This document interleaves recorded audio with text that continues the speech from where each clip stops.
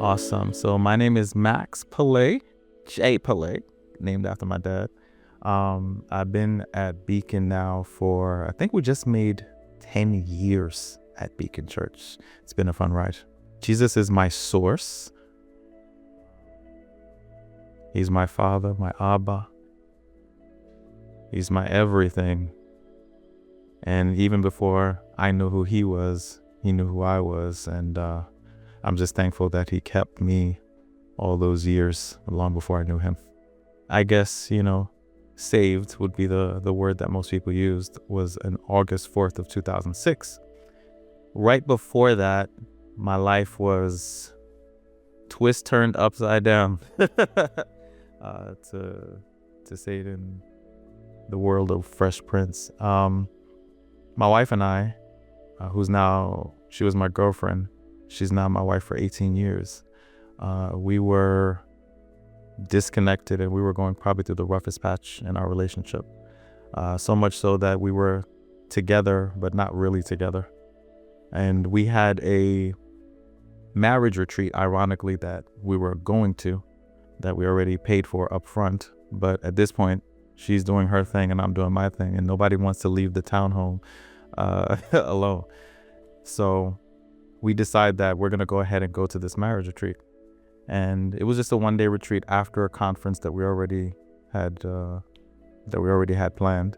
And when we went to this marriage retreat, the thing that we learned the most was the person of Jesus and what he meant to us as Christians.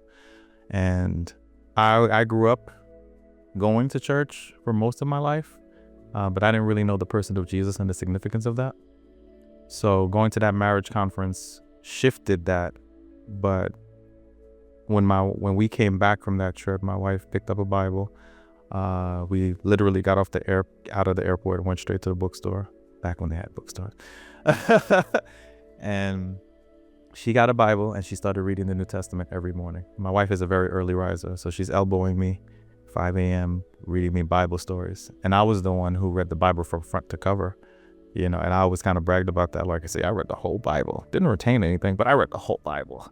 So she started reading the New Testament to me. And I realized then, and I think we realize now, is that we turned from trying to fix each other to restoring our relationship with Jesus Christ.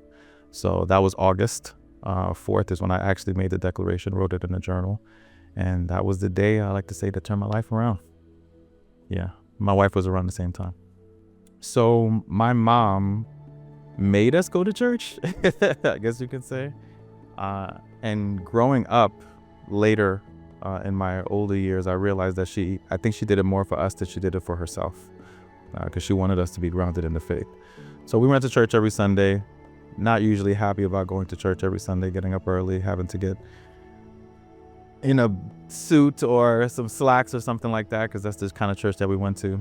And so I knew God, and I just went through the motions, but church was just something that we did on a Sunday for 2-3 hours, and then we went home and that was it. But her mom, which was my grandmother, was probably the greatest Christian that I've ever witnessed in my life, because she was the type of person to pray multiple times per day. She would pray probably 3 times a day. I remember we lived in a 1-bedroom apartment in Brooklyn, and if you left something in the bedroom and she was praying, she would grab you and she would say, "Mettez à genoux." She's from Haiti, which means get on your knees. And you'd be praying with her for an hour, falling asleep, fighting sleep. So I'm pretty sure that many of her prayers from the past are still covering us today. So I thank God for her, because she was the person that I really saw that was a very faithful Christian. I got saved in 2006, which would put me at 24 years old. I don't know I guess I could say yes, maybe no. It could also be no. Was I really saved? Because I knew God, I believed in God, but I kind of had the mentality, and the way that I describe it is, when I went off to college, I remember saying to myself, like, I'm going to mentally put God on a shelf because I want to live out my life the way that I want to live it, which obviously was not the greatest thing to do, not good thing to do at all. But that kind of was my mentality. So I wouldn't say I was saved, even though I was going to church and I knew God and, I knew the Bible, some.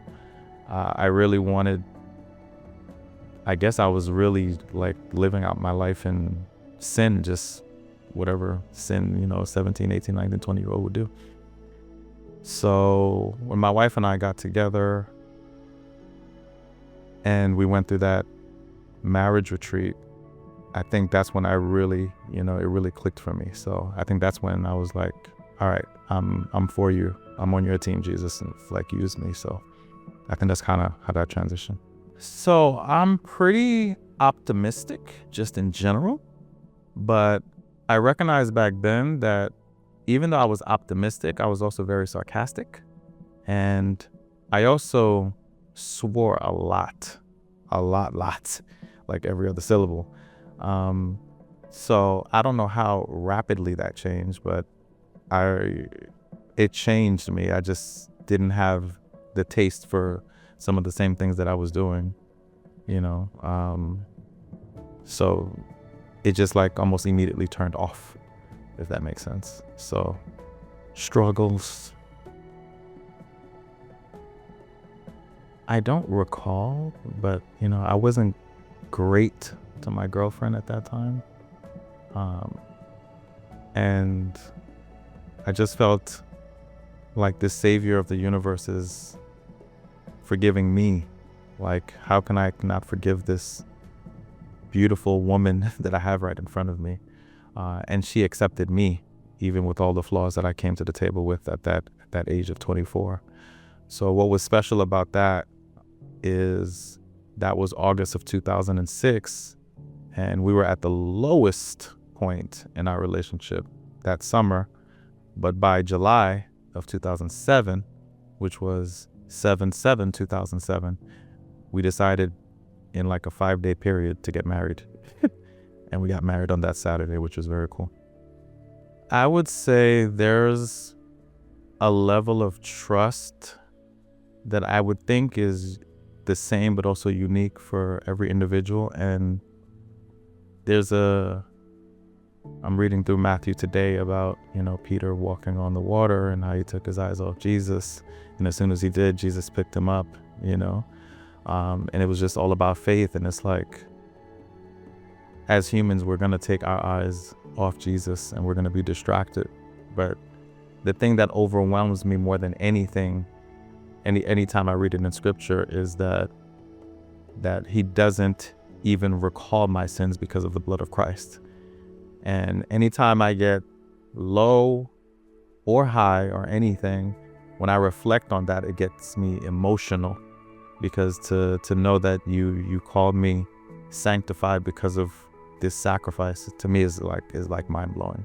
So it's just like constant gratitude, and then little things will happen, like, God is not a genie, but every once in a while he'll remind you, like, I got you. I had a real need a few weeks ago, and I needed something to happen very quickly that I didn't think was possible because I'm in one state, my wife was in another. And then just like that, unexpected, I was like, sometimes it's just, you can't say it's a coincidence. You just have to know that there's somebody watching over you. So little things like that, happening is amazing. And even in the low times when it doesn't feel good, that he's still good. I like to, do I always do it? But I like to spend the morning time, at least for 30 minutes to an hour, in some kind of intentional devotional, reading through something in the New Testament, maybe something in the Old Testament, and also maybe a proverb or psalm attached to it. And sometimes it's different. Sometimes it's more prayer. Sometimes it's heavy on the reading.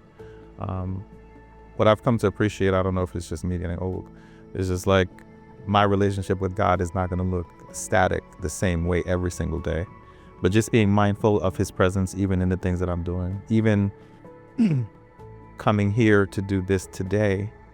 I always say to myself, and something I tell people, to others, that if you can do anything in your own power, then what you're saying is that you don't need God. But I need God to do everything in my own power. So even coming to do this here today, before walking in the building, just saying a quick prayer and saying, hey, God, your will be done. So just making sure, just bringing Jesus into everything that you do, into a conversation with somebody, into exercising. So just trying to mentally do that. I don't bat 1,000 with that at all, but trying to do my best to stay and live there. Finding Beacon, that's a story. So after we got saved in 2006 and we got married, we were in Suffolk County, Long Island, and we were looking for a church, a home church. And I was 25, and that went all the way to about 33. So for, I guess, about 8 years. So we would go to different churches, something would happen, and then we decided, no, that's not the one. And then we stopped going to church, and then we just do things at home or not doing anything at all. And that was a cycle of church, no church, church, no church for a long time. Then we found what we thought was going to be a home church in Suffolk County, which was fantastic. And it was a break from our traditional church, because the church that we went to was very, like, the people who attended, everybody wore suits and everybody was very put together. But then we walked into this church, it's like everybody came as they are. And that was puzzling. That was a little confusing. It didn't feel like church. And it was like 3 songs, a message, a song, and it was over. It was like an hour and a half. I was like, who does church for an hour and a half? Where they do that at? So, and then we really loved the pastor and his messages. So we began to go there for the 8 months that we were in that particular area in Suffolk County. But then we got here to where we are home in Nassau County. And that church was 45 minutes away. And my wife said, okay, we're going to keep going to that church. Well, I said, babe, God can't just have one good church on Long Island and it's just 45 minutes away. There has to be others.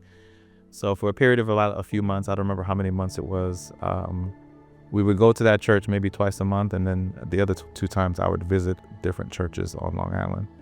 And I went to a church. It was cool. They were all great. It just didn't feel like us.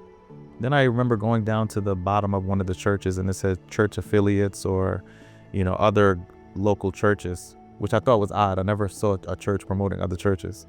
So then I saw Beacon and I was like, where's Beacon? It's in Albertson. I said, what's in Albertson? I didn't know the town.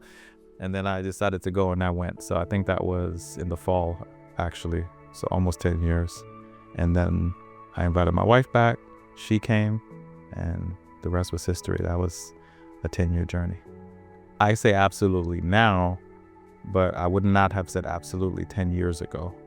I didn't know or understand the need for community, of being around like-minded other believers on a consistent basis. The idea of small group to me was foreign. I still joke around and say, and I mean this lovingly, I promise, that like small group is like forced friendship. It's like you're forcing friends together, and it ends up being like the greatest thing to ever happen to you in life, where you're not just doing church on a Sunday, but you're walking with other people through their lives and them with you, each and every day, each and every moment. So when you have a high, when you have a low, you don't have to wait for a Sunday message, but you're living your life out loud for Christ each and every day in the community. So that was an unexpected blessing.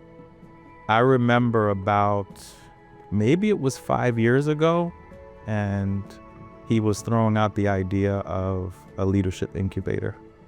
And me personally, even before that, I have a friend, our dearest friends in the world. They're actually pastors. And I'm 43, he's 72. And that couple is our closest friends. So we do business together. And he's been like a spiritual counselor my entire life, even before I was a Christian. And almost once a year around my birthday, we would have like a deep talk, and he would kind of, just give me his wisdom. And he would say, have you ever thought about becoming a pastor? Like, I can see that for you. And I'm like, dude, you don't know me. I can't be no pastor, bro. No. And this would happen for a period of 5, 6, 7, 8 years, whatever it was.